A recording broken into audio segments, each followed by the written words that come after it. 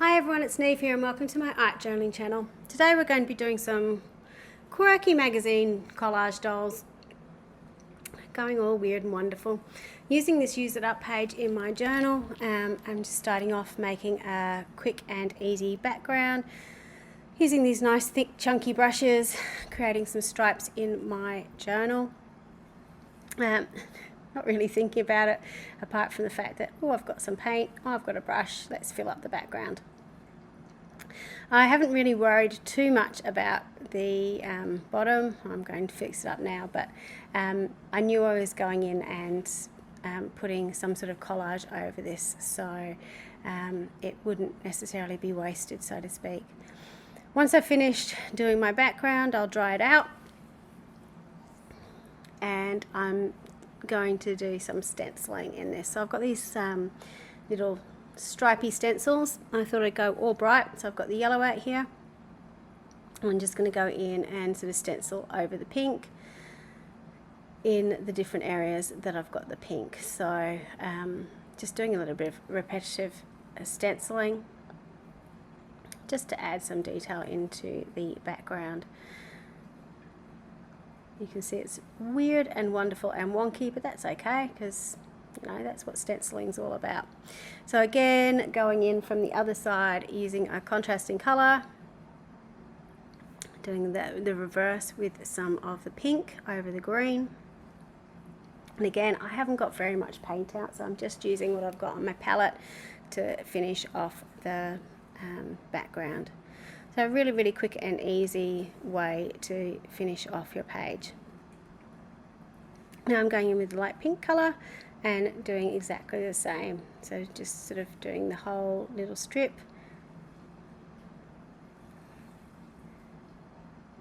And it's really not, looking back on this is very bad stenciling, I have to say, but that's okay, you get the idea.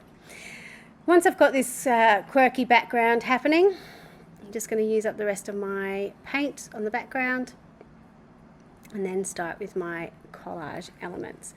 So some of these I had already cut out. Quite often when I'm doing collage or I'm going on a trip, I'll grab a whole heap of images and just chop them out. So I'll have sort of a little pile sitting next to me that I can quickly flip through. This big large heart is actually from a page from I think like a Flow magazine or something. It was one of their background pages, and I just chopped it up into a heart shape. You can sort of see the different bits and pieces I've got there. I like the heart. It wasn't necessarily loving what I was putting on top of it. I did like that little girl, but those flowers didn't necessarily go with her, so it just wasn't working for me as I was sort of all putting it together. So I do what I do when I get frustrated. I go back to the element that is working for me and do something to that. So in this case it was just putting some lines around the heart just to make that the focal image on the page. And so you see me going tap, tap, tap. What am I going to do now? Oh, I'm going to put a border around the whole page. Why not? My brain works in weird and wonderful ways when I'm in moods like this. So I know I want to do collage, but I'm not sure what. So now I'm getting the magazines out and going for a bit of a flip through, seeing if I can find an image I want to use. Quite often I will find everything but, and I sort of have to go a few times through the magazine or grab another one just to see something that I like. A lot of these magazines that I've got are highly picked over, so what's left isn't brilliant, and I really should get to throwing them away, but I never quite get that far. Once I've come up with an image, I think I went looking for more magazines, so there'll be a brief cut and then I'll jump on to when I've actually found one for you. A lot of people ask me about what magazines I use. I just tend to go for what I've got around me. You can see I did a bit of a culling exercise here. A lot of them are fashion magazines, so like Vogue or Marie Claire, bits and pieces like that.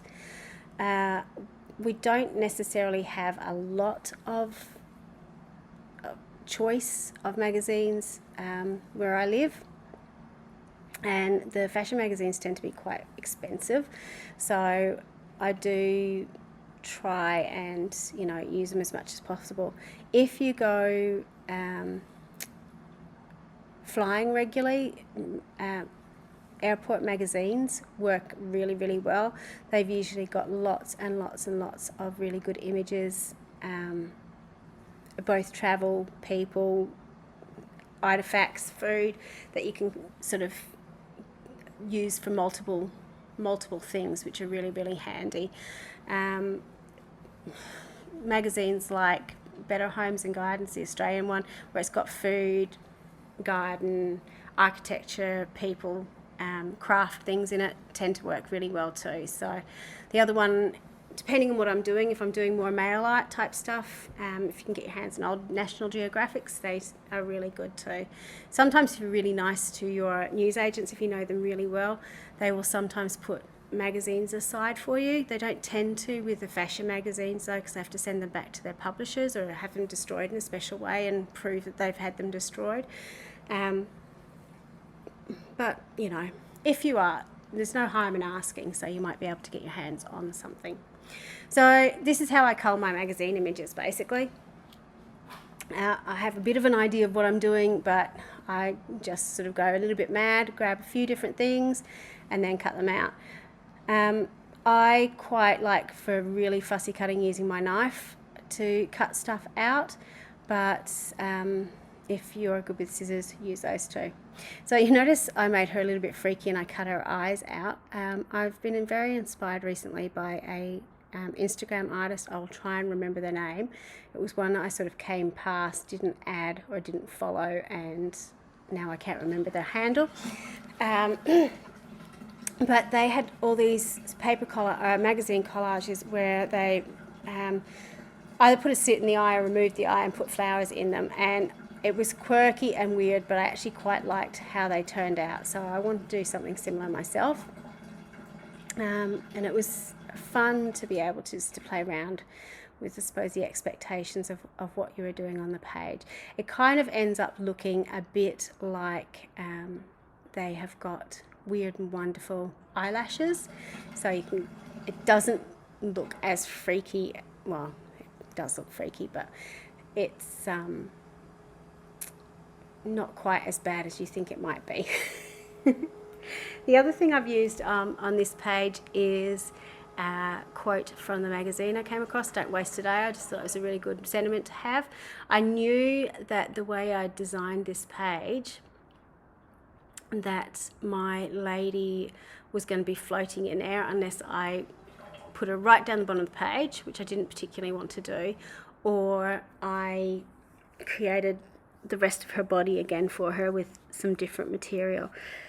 I decided though that I was going to use my quote to ground her. So she is still floating in the air, but because she's on the heart and you've got that quote going across the side, that kind of makes a little bit more sense and means that you can kind of imagine she's standing behind a wall and the rest of her body's there, and the "don't waste a day" is the top of the wall, if that makes sense. Just to bring everything together, I'm just going around with a black pen and drawing the outlines of all the shapes on the page. So around her lips, around the clothing, around her hair, around the butterflies, and so on. It just gives a little bit of depth, and it gives a little bit of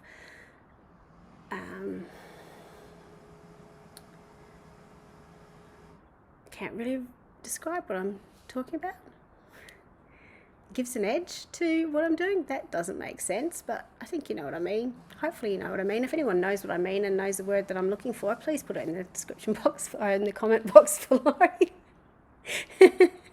I'm also going through with the quote and putting a drop shadow on it. It is very, very tight, the font on this, so just putting that little extra bit of black around it helps. It is a good idea not to do what I did and put your hand over somewhere you've already drawn, because you're most likely going to smudge what you're doing. This is the end piece, and you can sort of see how quirky it is all together.